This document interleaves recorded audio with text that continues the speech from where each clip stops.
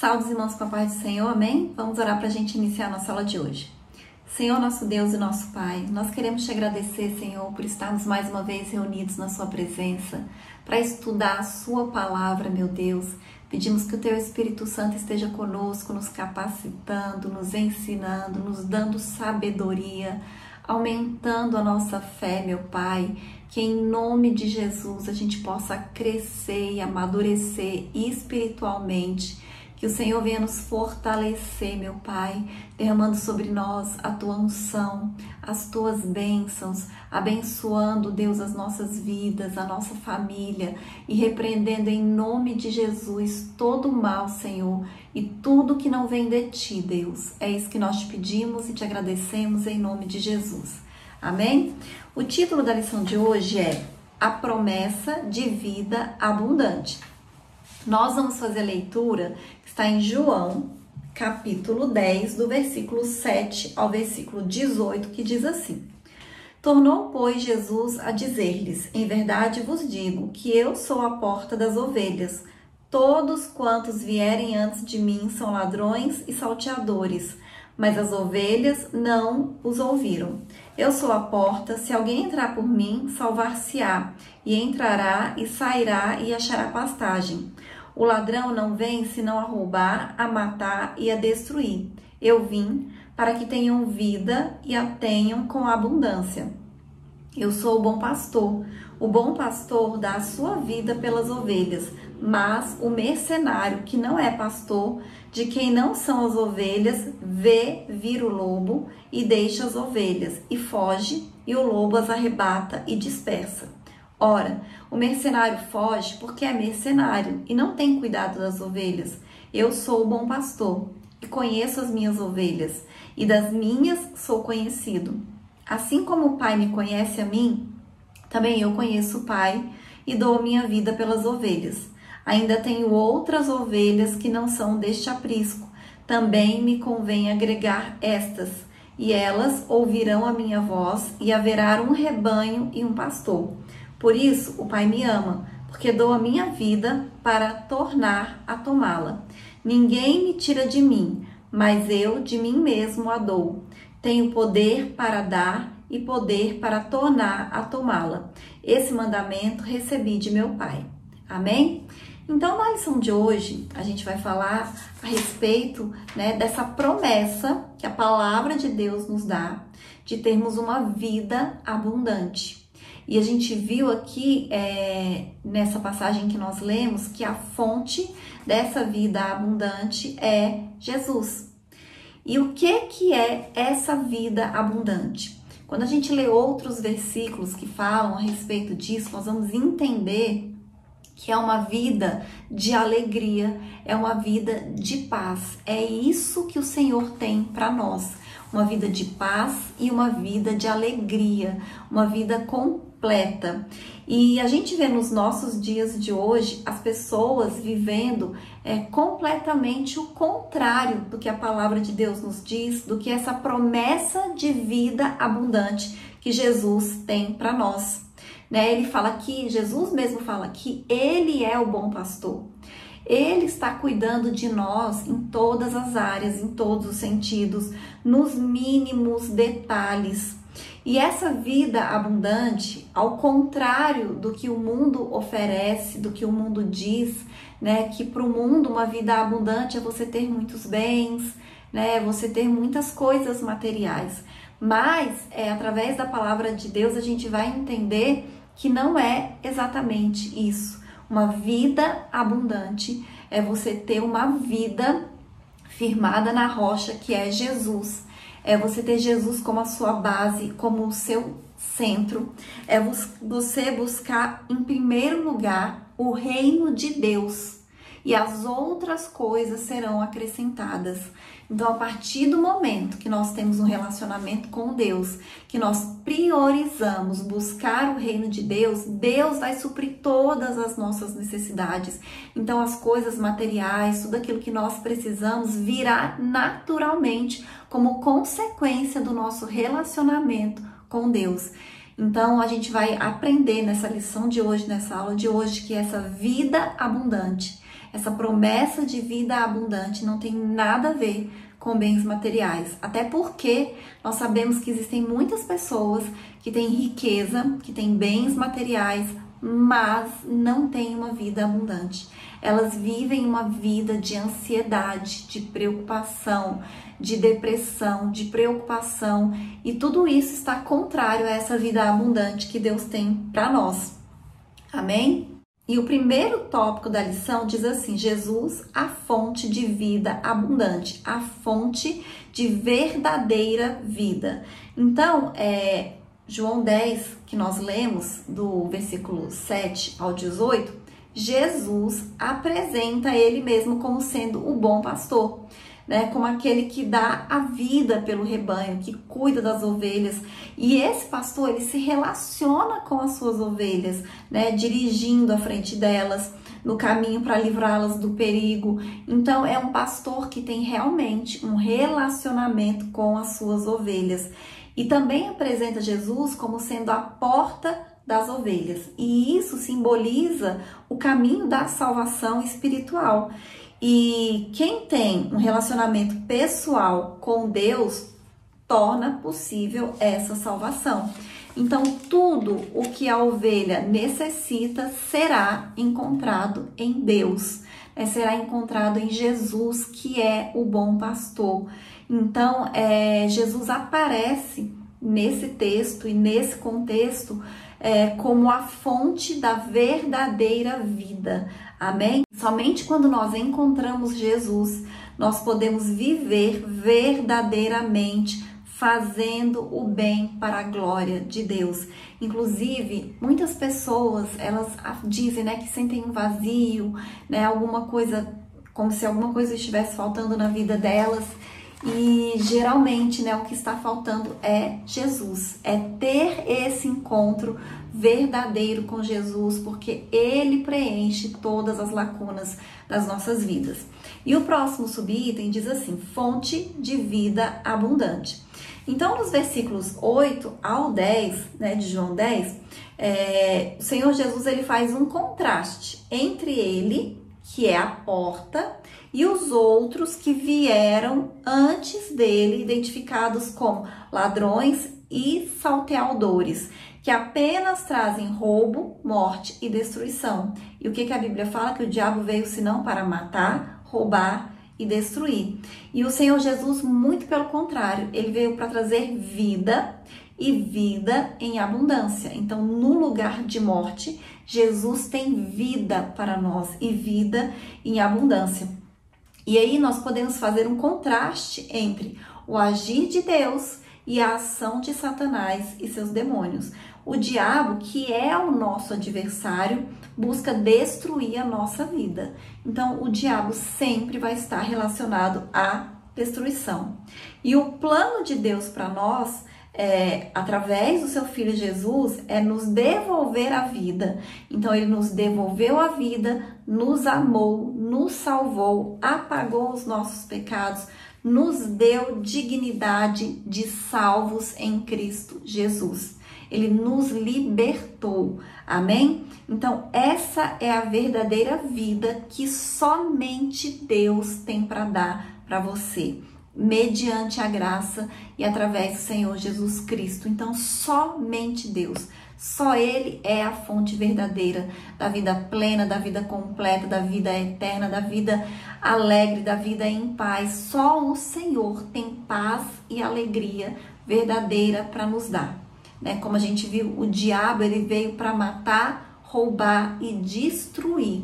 Por mais que por algum momento pode parecer ser bom andar nos caminhos do mundo, né, do maligno, do inimigo, o seu futuro não é de bênção, é de destruição, é de morte, né? Então é de coisas ruins. E é por isso que nós temos que estar firmados na rocha que é Jesus. E o próximo subitem diz assim: a fonte de amor. No versículo 11, o Senhor Jesus, ele menciona novamente a mensagem do bom pastor. Ele fala isso algumas vezes, né? E ele fala que deu a sua vida pelas ovelhas, que além de proteger e de cuidar, ele conhece muito bem as suas ovelhas, e ele afirma que que as suas ovelhas também o conhecem. Então, o que é que o Senhor Jesus afirma? Que da mesma forma que ele, Jesus, é conhecido do Pai, é conhecido de Deus, ele conhece profundamente as suas ovelhas e ele entregou a sua vida por cada uma delas. Por quê? Nós só temos direito à vida eterna e à salvação porque Jesus morreu por nós na cruz, porque ele pagou o preço pelos nossos pecados. Então, ninguém pode tirar as suas ovelhas das suas mãos, pois ele tem zelo por elas. A relação com as ovelhas é baseada no amor que pode ser testemunhado no relacionamento do nosso Senhor com a Santíssima Trindade, o Pai, o Filho e o Espírito Santo. Então, dessa forma, o Senhor Jesus, ele é a fonte do amor entre o bom pastor e as suas ovelhas. Ele é a nossa fonte transbordante de vida abundante, de vida verdadeira. Então, a fonte da vida abundante, da vida verdadeira é o Senhor Jesus. Amém? E o próximo tópico da lição fala assim: a vida abundante, o conceito de vida abundante. Então, sabendo que o ser humano possui necessidades físicas, emocionais e espirituais, e Deus, como nosso Criador, ele sabe disso. Ele sabe que nós precisamos, nós temos necessidades em todas essas áreas.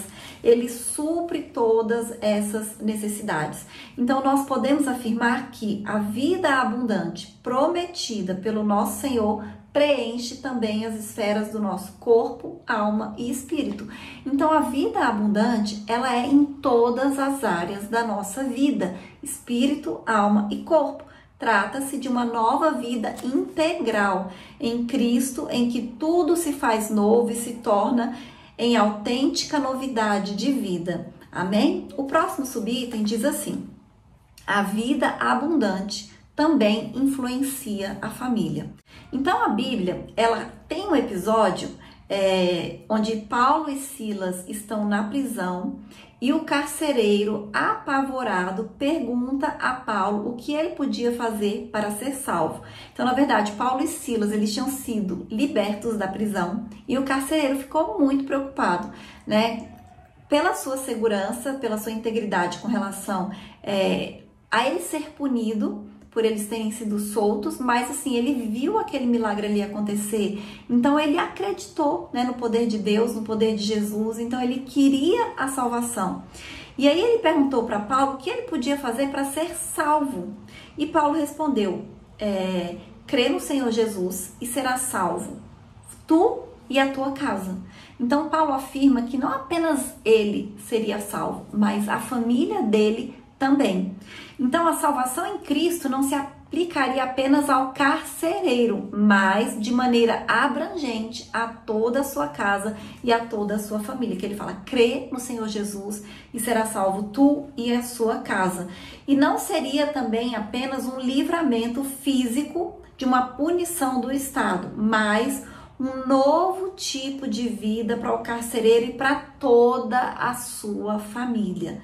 Então aqui, através dessa passagem, desse episódio, desse acontecimento, nós aprendemos que a vida abundante prometida por Jesus Cristo, ela abrange as nossas vidas, mas também dos nossos familiares. Então, se alguém na sua família ainda não aceitou Jesus, ainda não é salvo, tome posse dessa palavra, tome posse dessa promessa. Crê no Senhor Jesus e será salvo tu e a tua casa. Então, se você crê em Jesus, você e toda a sua família serão salvos em nome de Jesus. Amém? Declare, profetize, ore e acredite, porque o Senhor tem poder para fazer essa obra. E o próximo subitem diz assim: diversas bênçãos provenientes da vida abundante. Então, quando passamos a ter um relacionamento pleno com Jesus Cristo, nós desenvolvemos uma vida abundante. Nós passamos a desfrutar das bênçãos de Deus, dentre as quais nós podemos destacar a paz em Deus e a tranquilidade nas decisões, porque se trata de uma realidade prometida nas Escrituras, prometida na palavra de Deus, né? Então, a vida abundante está relacionada a isso. É alegria, é gozo e você ter paz em Deus, a paz que excede todo o entendimento. Então, não é você estar ansioso, não é você estar preocupado, angustiado, estressado, depressivo, não. É uma paz que excede todo o entendimento. É uma alegria, é um gozo que vem do Senhor. É isso que o Senhor tem para nós. Essa é a promessa de Deus para as nossas vidas. Então, segundo a palavra de Deus, essa vida abundante, ela está relacionada com a prática do amor, a vida em unidade, o cultivo da esperança, a perseverança na paciência. Então, tudo isso são bênçãos de uma vida abundante em Cristo Jesus, que contrasta com a vida vazia que a gente tem antes de Jesus. Amém? E o próximo tópico fala sobre o que identifica a vida abundante, a alegria do Senhor. Então, no Novo Testamento, o apóstolo Paulo escreveu aos Tessalonicenses, exortando eles da seguinte maneira: regozijai-vos sempre. Regozijai-vos é alegrai-vos. Alegrai-vos sempre, em 1 Tessalonicenses, capítulo 5, 16. No Antigo Testamento, Neemias disse: a alegria do Senhor é a nossa força. Está em Neemias 8, 10. Então, logo, a alegria, ela faz parte da identidade de quem se relaciona com Deus e vive uma vida abundante. A alegria é uma virtude citada pelo apóstolo Paulo em Gálatas, lá em Gálatas 5, 22. E em Provérbios, o sábio diz que a alegria é um bom remédio. Provérbios 17, 22. Então, essa virtude mostra que estamos bem, em paz e cheios de vigor. Isso é uma vida abundante. Amém? Então, essas são as promessas que Deus tem para nós. Uma vida abundante de alegria. E quando a gente tem essa alegria do Senhor, que é a nossa força, quando nós nos alegramos no Senhor, quando a gente vive essa promessa de Deus para as nossas vidas, nós também vamos ter vigor, nós vamos ter energia. Porque, ao contrário da alegria, que nos dá energia, que nos dá vigor, a tristeza, o desânimo, isso nos dá uma apatia, nos dá um cansaço físico mesmo, um desânimo para nós agirmos, para nós fazermos aquilo que nós queremos, aquilo que nós precisamos. Então, nós precisamos tomar posse dessa promessa de Deus para as nossas vidas e entender que uma vida abundante é uma vida de alegria no Senhor. E o próximo subitem diz assim: gratidão por tudo.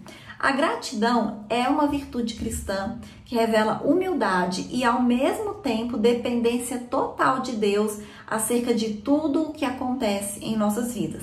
Na vida abundante, no lugar de murmuração ou de reclamação das coisas, nós aprendemos a dar graças por todas as coisas, por tudo que o Senhor tem feito de bom nas nossas vidas. A gente começa a olhar o que tem de bom acontecendo nas nossas vidas, ao invés de ficar olhando apenas para o que está faltando, ou para o que deu de errado, ou para aquilo que a gente ainda não conseguiu conquistar e realizar. A gente vai sempre procurar as bênçãos, vai sempre olhar o lado bom das coisas, o lado bom da vida.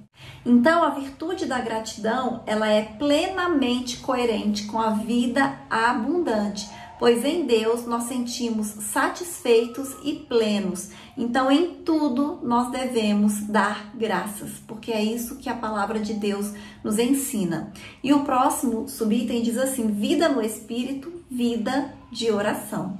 É impossível nós termos uma vida no Espírito se nós não tivermos uma vida de oração. Na vida abundante, o Espírito Santo, ele preenche a vida do crente. A Bíblia diz que para viver no Espírito, nós devemos estar inclinados às coisas espirituais. Então, é preciso ser cheio do Espírito e andar nele para nós termos uma vida plena. Jamais nós podemos extinguir, apagar o Espírito Santo de Deus. E um elemento indispensável para quem vive no Espírito Santo é o cultivo de uma vida de oração. É fundamental que a gente tenha uma vida de oração. O apóstolo Paulo, ele nos exorta, né? Lá em 1 Tessalonicenses, capítulo 5, 17, ele diz: orai sem cessar. Então, nós precisamos ter uma vida de oração, né? Em todo o tempo, nós precisamos estar orando, nós precisamos estar em espírito de oração, reconhecer na nossa rotina de vida, né? No nosso dia a dia, nós precisamos ter um tempo específico para oração, quer seja em casa, quer seja no trabalho, ao acordar, ao se deitar, né? E o apóstolo Paulo, lá em Colossenses 4, 2, ele diz: perseverai em oração. E na verdade, a gente pode ter vários períodos de oração durante o dia, que é o ideal, né? Então a gente pode acordar de manhã quando a gente acorda, a gente pode orar de manhã quando a gente acorda, a gente pode orar enquanto a gente está fazendo as coisas de casa, a gente vai fazendo e orando ao mesmo tempo, porque a gente vai orar na nossa mente, né? Não atrapalha o que a gente está fazendo com as mãos, da gente orar. A gente pode orar no nosso trabalho, às vezes você quer um momento assim mais reservado, fazer uma oração específica, vai até o banheiro e faz uma oração. Pode orar enquanto está no ônibus, pode orar enquanto está no trânsito, pode orar enquanto está fazendo uma caminhada. Então, na verdade, a gente tem que ter uma vida de oração. Nós podemos e devemos orar o tempo inteiro, né? É isso que o Senhor quer de nós, é isso que o Senhor espera de nós. E se a gente quer ter uma vida plena, nós precisamos ter uma vida de oração. E eu vou ler a conclusão agora, que diz assim: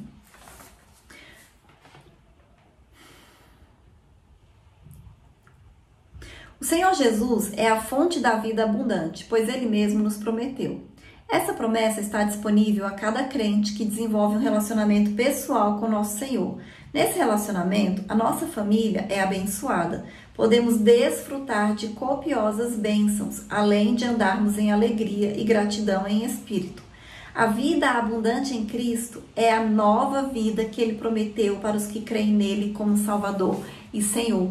Então, existe uma promessa de vida abundante. E nós vimos na lição de hoje que essa vida abundante, a fonte dela é Jesus. E que a gente viver em alegria e em paz e em gratidão e uma vida de oração, é isso que está relacionado com ter uma vida abundante. É você ter uma vida de alegria no Senhor, é você ter uma vida de paz. Porque muitas pessoas, elas têm abundância de recursos, abundância de bens, mas não têm uma vida de abundância. Então nós temos que estar alegres, nós temos que estar felizes, confiantes no Senhor, né? Viver em paz, descansados, sabendo que Deus está cuidando de todas as coisas, porque Ele é o bom pastor que cuida das suas ovelhas. Ele deu a vida por nós.